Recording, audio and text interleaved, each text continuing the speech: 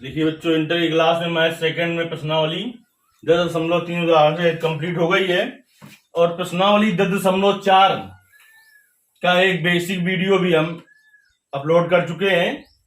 उसके पहले आप उसको देख लीजिए। सबसे पहले उसमें हमने बताया था आपको सदिश गुणन को किन किन नामों से जाना जाता है, 4 नाम बताए थे उसके।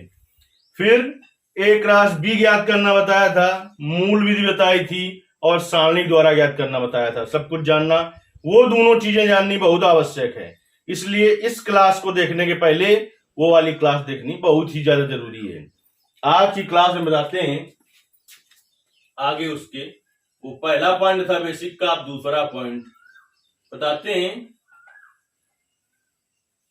दो सदिशों ए वेक्टर और बी वेक्टर का सदिश गुणन यदि इनके बीच का कोण थीटा हो, यदि इनके बीच का कोण थीटा हो तो ए क्रॉस बी बराबर होता है। ए क्रॉस बी बराबर क्या होता है बेटा? Mod A vector mod B vector sine theta n cap.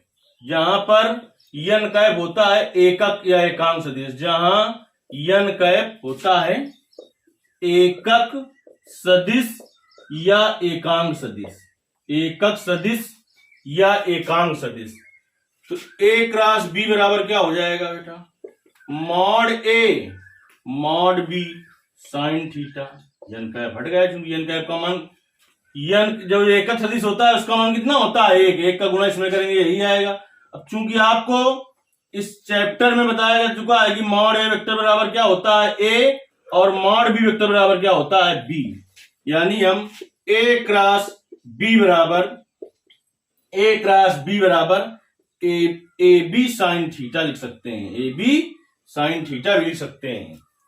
लेकिन इनके बीच का कोण ज्ञात करना हो तो आपको सूत्र लगाना है साइन थीटा बराबर mod A vector cross B vector बटे मॉड ए वेक्टर और मॉड बी वेक्टर। यदि दो सदिशों के बीच का कोण ज्ञात करना है तो ये सूत्र लगाना है आपको। ठीक होता ये है कि ए क्रॉस बी बराबर ये जितना हमने बता दिया, इस पॉइंट को आप नोट कर लीजिए। अगर दो सदिश दिए हैं वेक्टर बी वेक्टर, उनके बीच का कोण ज्ञात करना है तो आप ये वाला सूत्र लगाइए। पिछली वाली क्लास में बताया गया था आपको cos थीटा से, इसमें sin थीटा। कोण अगर ज्ञात करना है तो ये सूत्र लगाना होगा, तब आप ज्ञात कर पाएंगे। चलिए अब हम बताते हैं, यदि त्रिभुज की भुजाएं दी हो तो त्रिभुज का क्षेत्रफल कैसे ज्ञात करेंगे आप? यदि त्रिभुज की भुजाएं दी हो तो त्रिभुज का क्षेत्रफल कैसे ज्ञात करेंगे आप?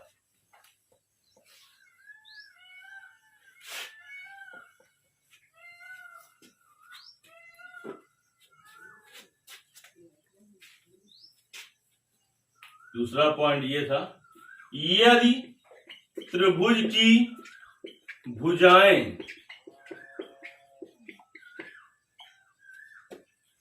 ए वेक्टर और बी वेक्टर हों तब त्रिभुज का क्षेत्रफल क्या होता है? तब त्रिभुज का क्षेत्रफल होता है 1/2 mod A vector cross B vector. अब देखिए, यदि चतुर्भुज के विकर्ण दिए हों, विकर्ण मान लें कि एक D1 वेक्टर है और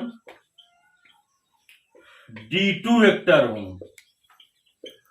तो चतुर्भुज का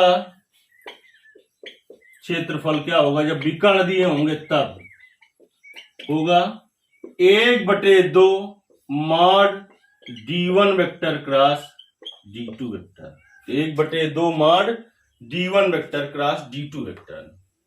अब देखिए,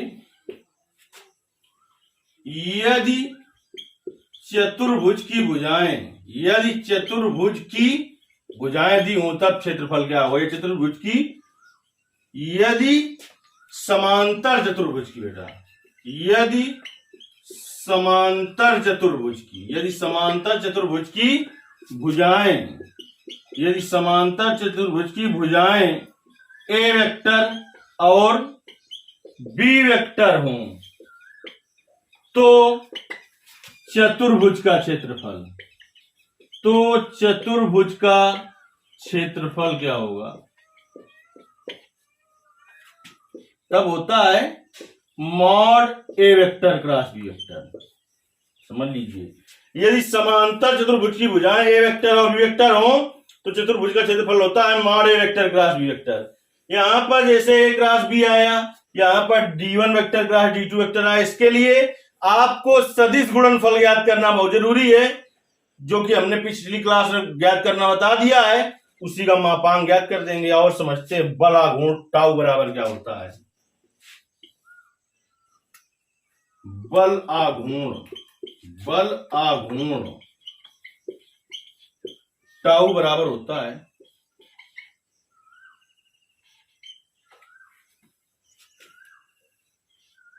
are vector cross F vector.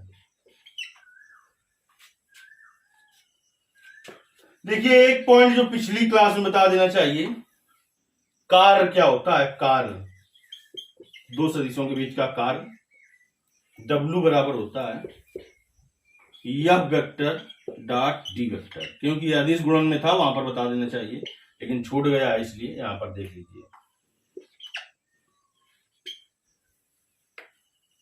बल आघूर्ण और ये कार्य है, क्या होता है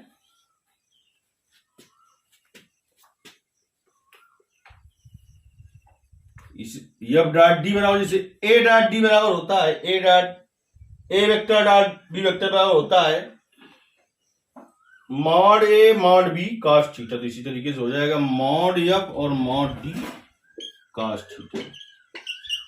लगभग इसके सभी पॉइंट हो चुके हैं। अब इसके आगे देखिए आप, सवाल कैसे एक ए क्रॉस बी ज्ञात करना, फिर हम आपको बता दे रहे हैं, और उसका मापांक कैसे ज्ञात करने ये वो ज्ञात करना बता दे रहे हैं। यदि एक आध कोई सूत्र छूट गया होगा तो उसको जब हम प्रश्नावली बताएंगे तब बता दिया जाएगा, और इससे लगभग लगभग सूत्र हो गए हैं। देखिए यदि ए वेक्टर बराबर दिया हो और बी वेक्टर बराबर दिया हो तो चूंकि इसमें मापांक की जरूरत पड़ेगी, तो मापांक आप कैसे ज्ञात करेंगे। वहां पर हमने दोनों विधियां मापांक नहीं, ए क्रॉस बी ज्ञात करने के यानी सदिश गुणन करने की दो विधियां बताई थी हमने। सदिश गुणनफल ज्ञात करने की दो विधियां आपको बताई थी, लेकिन दोनों विधियों में से सरल विधि आपको लगी होगी दूसरी विधि जो हमने बताई थी, लेकिन आपको दोनों विधियां ही जानना आवश्यक है क्योंकि मूल विधि वो है। चलिए अगर कहीं लिखा हो कि यदि एक त्रिभुज की भुजाएं ए वेक्टर बराबर इतना है और बी वेक्टर बराबर इतना है तो त्रिभुज का क्षेत्रफल ज्ञात कीजिए, तो कैसे ज्ञात करेंगे। जैसे कि उदाहरण एक लिए ले रहे हैं हम कि यदि एक त्रिभुज की भुजाएं ए वेक्टर बराबर हो 2i कैप प्लस जे कैप माइनस 3k कैप और बी वेक्टर बराबर हो 3i cap minus 2j cap plus k cap, तो इस त्रिभुज का क्षेत्रफल ज्ञात कीजिए। तो त्रिभुज यदि भुजाएं दी हो तो त्रिभुज का क्षेत्रफल अभी बताया 1/2 mod A vector cross B vector. तो ए वेक्टर क्रॉस बी वेक्टर पहले ज्ञात करना होगा आपको। पिछली क्लास में हमने ये भी आपको बता दिया होगा, जो इसी का बताया था कि ए क्रॉस बी और बी क्रॉस ए में अंतर होता है, और दोनों हमने ज्ञात करके बताया था कि ए क्रॉस बी कैसे ज्ञात करेंगे, बी क्रॉस ए। तो देखिए ए वेक्टर क्रॉस बी वेक्टर बराबर ज्ञात कर ले पहले आई कैप जे कैप के कैप।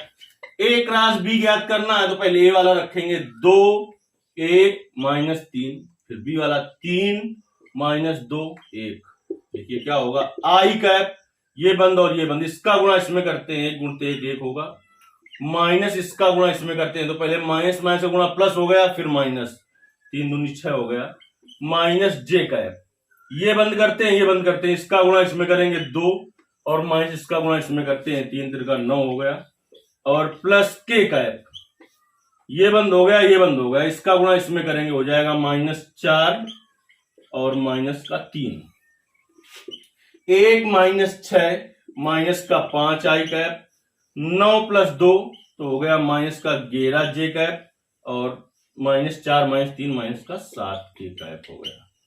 ठीक, हमने संख्या अपने आपसे लिख ली है, इसलिए थोड़ा इसका कैलकुलेशन दूसरी प्रकार से आएगा जब मॉड ज्ञात करेंगे।